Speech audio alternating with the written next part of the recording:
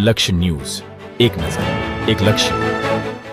Dabhoi Bharatiya Janata party સંગઠન દ્વારા આજે કોમર્સ કોલેજ સભા હોલ ખાતે સદસ્યતા અભિયાન અંતર્ગત યોજાઈ કાર્યશાળા। આ પ્રસંગે ડભોઈ ધારાસભ્ય શૈલેષભાઈ મહેતા સહિત સંગઠનના હોદ્દેદારો ઉપસ્થિત રહ્યા હતા। સમગ્ર રાજ્યમાં ભારતીય જનતા પાર્ટી પક્ષ મજબૂત બને તે માટે સદસ્યતા અભિયાન હાથ ધર્યું છે। ત્યારે આજે ડભોઈ ભાજપ સંગઠન દ્વારા કોમર્સ કોલેજ ખાતે સદસ્યતા અભિયાન 2024 અંતર્ગત કાર્યશાળા યોજવામાં આવી, જેમાં ડભોઈ નગર અને તાલુકાના તમામ વિવિધ મોરચાના હોદ્દેદારો ઉપસ્થિત રહ્યા।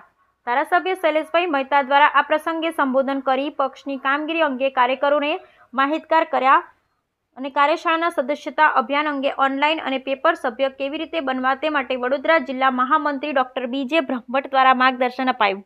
તો આ પ્રસંગે તાલુકા પ્રમુખ દિનેશ પટેલ, મહામંત્રી હિતેશ પટેલ, શહેર પ્રમુખ ડોક્ટર સંદીપ શાહ, મહામંત્રી અમિત સોલંકી, મહામંત્રી વંદન પંડ્યા, શશિકાંતભાઈ પટેલ સહિત ભાજપ કાર્યકરો મોટી સંખ્યામાં હાજર રહ્યા।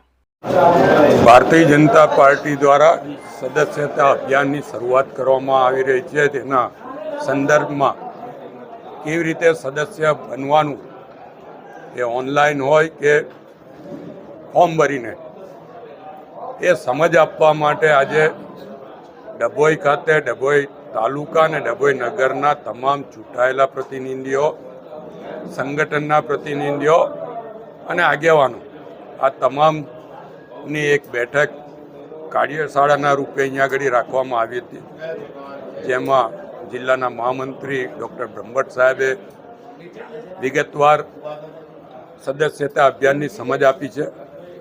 સાથે જ આ સદસ્યતા અભિયાન ફક્ત પાર્ટીને મજબૂત કરવા નહીં, પણ પાર્ટીને મજબૂત કરવા સાથે દેશને પણ સશક્ત બનાવવા માટેનું અભિયાન છે। ત્યારે એમાં તમામને કેવી રીતે જોડવા એ બાબતની ચર્ચા કરવામાં આવી છે।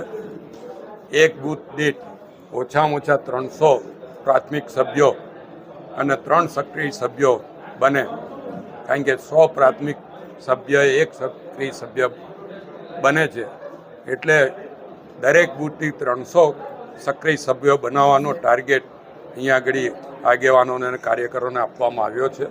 અને મને આશા છે કે આ વખતે ડભોઈ વિધાનસભા જિલ્લામાં સૌથી વધુ સભ્યો બનાવશે અને પહેલા નંબર પર રહેશે।